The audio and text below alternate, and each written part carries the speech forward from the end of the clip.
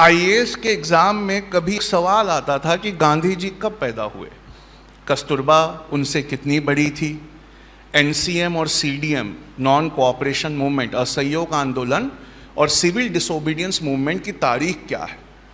बच्चे रोज़ रटते थे, याद करते थे और पेपर में जाकर वॉमिटिंग करके आते थे। आप और मैं ऐसे ही पास हुए हैं।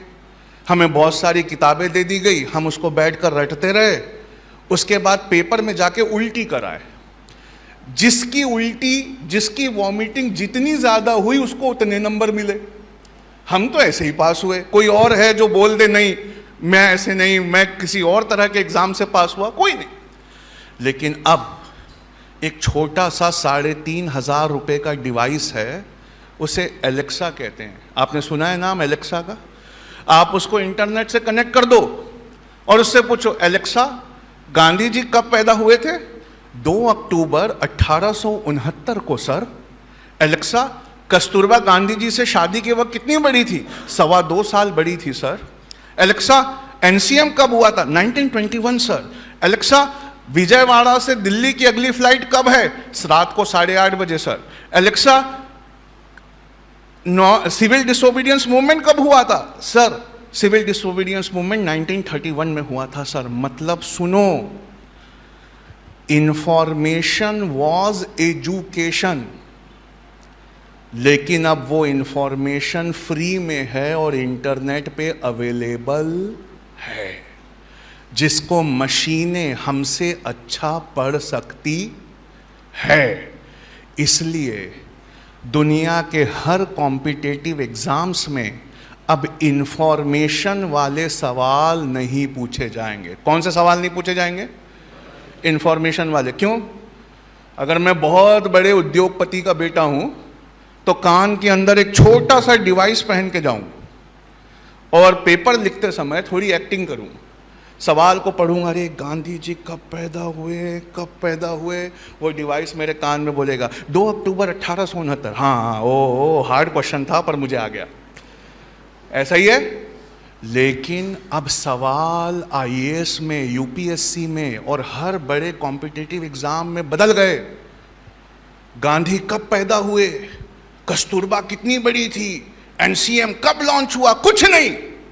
अब वो पूछते हैं, ये बताइए गांधी जी आज जिंदा होते तो क्या कर रहे होते? एलेक्सा गांधी जी आज जिंदा होते तो क्या कर रहे होते? Answer not found sir. अरे एलेक्सा तुम्हें तो सब पता है, तुम तो इंटरनेट से कनेक्टेड हो, तुम तो विकिपीडिया पढ़ के सुनाती हो। यह सवाल इंसानों के लिए है सर, कृपया मशीन को परेशान ना करें। कहा यह इंसानों के लिए सवाल कैसे? कहा इसमें क्रिएटिविटी है, इमेजिनेशन है, प्रॉब्लम सॉल्विंग है, जो सिर्फ एक इंसान के बच्चे की बात है। कहा किस बच्चे की बात है? कहा सर बताऊंगी तो शर्म आएगी। अरे किस बच्चे के बस की बात है? कहा उस बच्चे की जिसका पढ़ाई में मन नहीं लगता, वो ही इन सवालों का जवाब दे सकता है। कहा कैसे? कहा सर बचपन में क्लास में जिसको मज़ा नहीं आता था इन्फॉर्मेशन रटने में, वो हाथ ऊपर उठाकर अपनी टीचर से पूछता, गांधी जी। अरे गांधी जी आज जिंदा होते तो क्या कर रहे होते? ये सवाल वही बच्चे सॉल्व कर सकते हैं सर। अब सुनिए, जो बच्चा 2nd रैंक आया था इंडिया में, वो मेरी क्लास से था, उसने क्या खूबसूरत जवाब लिखा था।